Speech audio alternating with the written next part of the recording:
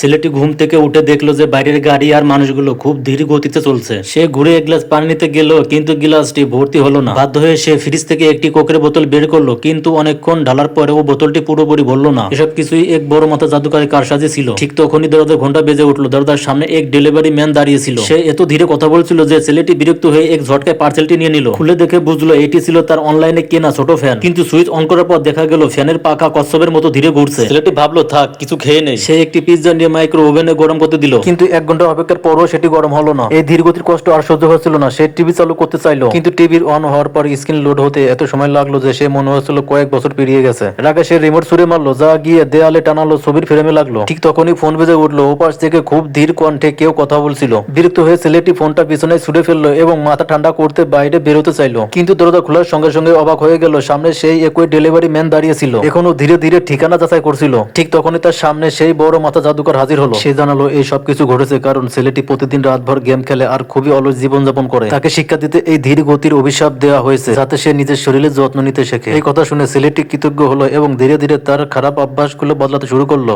তখন আশেপাশে সব অদ্ভুত ঘটনা স্বাভাবিক হয়ে